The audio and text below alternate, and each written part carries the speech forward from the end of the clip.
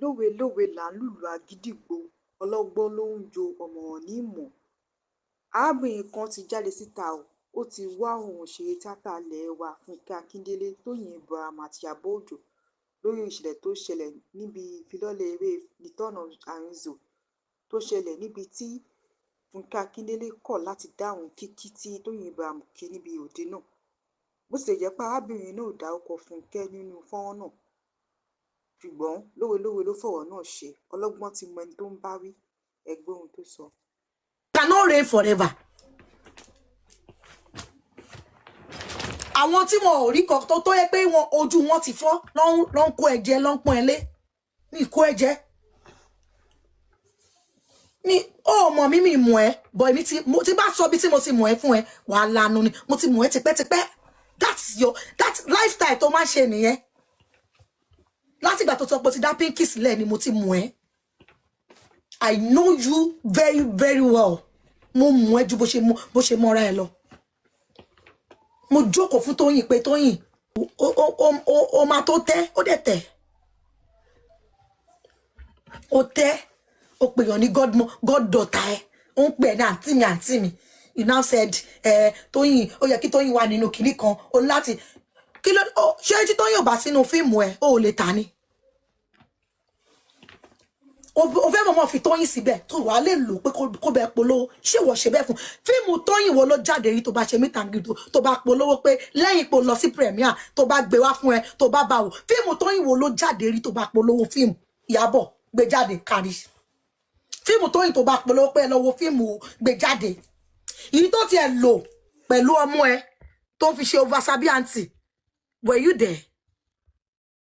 Ṣé kò yẹ kó jẹ́ proud fún ẹ pé yes oversabi aunty lẹ́yìn pé o kàn lọ sí premiere ìkọ́tẹ́ ní lè ṣe fẹ́yàn ẹ máa fẹ́ kàn ṣe fún yín so wá fẹ́ kó fi energy kó bẹ̀ fi who does that kó fi fíìmù tiẹ̀ lẹ̀ ìgbà tó ní kó tẹ̀lé lọ sí Tanzania ìgbà yẹn ló lọ sí Canada pẹ̀lú Kid Baby so kó forí títí ẹlẹ́ kó dorí olórí kó forí tí ẹ kó dorí olórí who does that kò lè forí tí ẹlẹ́ kó dorí tí ẹ náà Ìyábọ̀ ẹ rọra máa ṣe àbòsí ò lérè ó ń bayé jẹ́ ni everybody ti mọrú èèyàn tó jẹ́ sìn ó kọ̀ kókó sọ fún Tóyìn pé Tóyìn mo mú Fúnkẹ́ jù ẹ lọ ó dẹ̀ máa mú Fúnkẹ́ tó ra fóònù fún ẹ no be juju be that ṣé Tóyìn ra iPhone fún ẹ ni Fúnkẹ́ tó rí fóònù tó gbé dání tó ní àrùn fóònù wo ló gbé dání Ìyábọ̀ tó fún ẹ fóònù ó gbé lọ London ó ra aṣọ fún ó ṣe shopping ó ṣe gbogbo ẹ fún ẹ ó máa prefer ẹ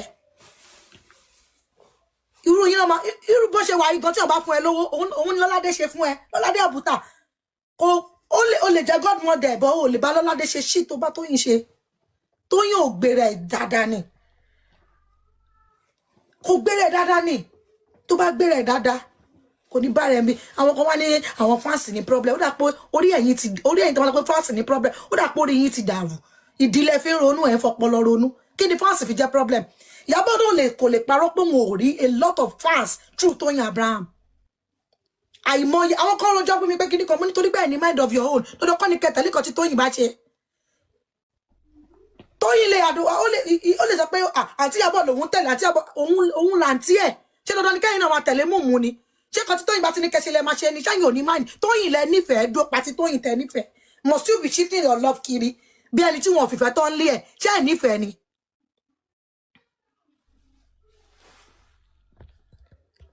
ṣé ẹ̀ nífẹ̀ẹ́ láti lé yín ni. wá kó má kúkú kọ̀ọ̀kan rárá nísìnyìí àgbà méjèèjì tí ń jà koríko bẹ̀ mo kàn pítì ẹ pé fíìmù ẹ ló máa forí kò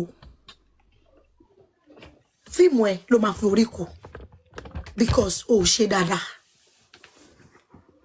ṣe dáadáa nígbà tẹ kọ̀ọ̀kan tẹ kọ ẹ ní December everybody mọ̀ pé kò ṣe Tóyìn gan ní last person tó kọ́ sọ̀rọ̀ ìní ẹ̀dọ̀ ló kọ́ bọ́ síta ló bú sẹ́kún ìní ẹ̀dọ̀ bú sẹ́kún ní Akínmolóyè ó bú sẹ́ òun náà pariwo ipe tó bá ti fẹ́ fún ẹ ní tíkẹ́ẹ̀tì oní sínímà mú chẹ́ẹ̀kì tíkẹ́ẹ̀tì yẹn dáadáa má dẹ̀ kọ́ fún ẹ ní ìmí nǹkan tó bá fẹ́ wò ni kò wò.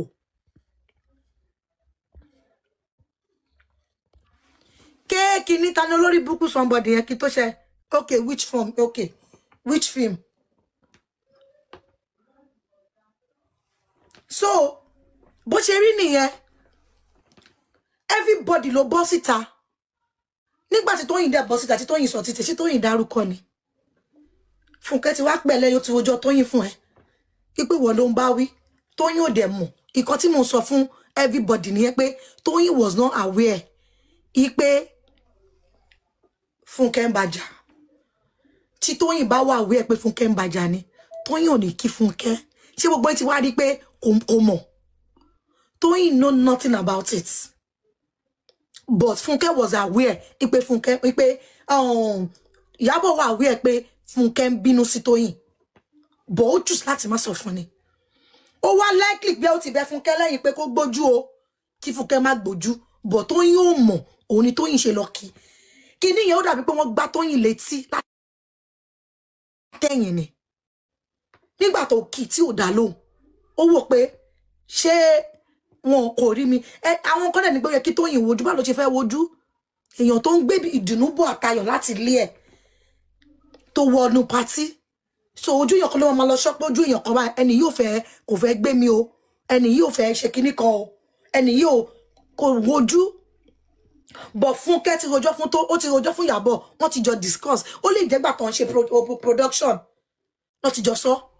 Ìyábọ̀ náà ti lè sọ fún Fúnkẹ́ pé ó ti ẹ̀ṣẹ̀ mí. Ó yẹ kó wà lórí Àrízò. Ó yẹ kó wà lórí kinní kan. Ó yẹ kó wà lórí gbá. Kó sọ pé no, ipe kí ló dé tí ò ṣe sí ńbẹ̀ because Ìyábọ̀ sọ.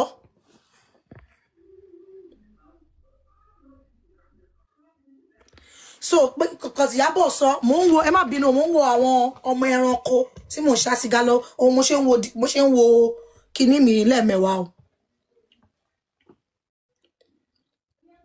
Òun ni Tóyìn ṣe dé but ipe Tóyìn ò mọ̀ anything. And she came to that party with good mind to enjoy herself and to do the normal thing. Pé ẹ̀gbọ́n òun ló ń ṣe nǹkan. Bóun ò bá because tí kò bá lọ náà. Ẹ̀yin náà lè máa sọ. Àti pé àwọn kan tó ti ń gbé ńgbà yẹn pé dàpọ̀ wọn àti ẹjọ́ ń jà. Ṣé mọ̀ pé Ìyábọ̀ sọ. Ìyábọ̀ ní fún Ìyábọ̀ àti Tóyìn ń jà fún kankan ni. Do you understand? Ni kò ṣe ni lẹ́yìn ìgbà yẹn ni ojú vi kíní kan òun náà lójú ẹ ṣe fọ́. Mọ̀ pé ìgò tó lò yẹn ìgò àwọn jígí Bọ́lá ni. Ìgò yẹn ti deep tó yẹ kó fi ríran. O ríran. Mo ti ṣe ẹ sí gálọ́. Ni Yare fi ṣe fídíò Àrízò tó ṣe pé àwọn ò jà. Misunderstanding is bound to happen. Èyàn àtẹ̀gbọ́n ẹ̀gbọ́n ní misunderstanding. Ìyá àtọmọ gan ní misunderstanding. So èyàn ó lè ní misunderstanding kò matter. Èyàn ò ń ṣe big deal. Ẹ̀yin èèyàn kí lẹ rí sí ohun tó arábìnrin yìí sọ nípa àwọn òṣèrébìnrin mẹ́ta lẹ̀ wá?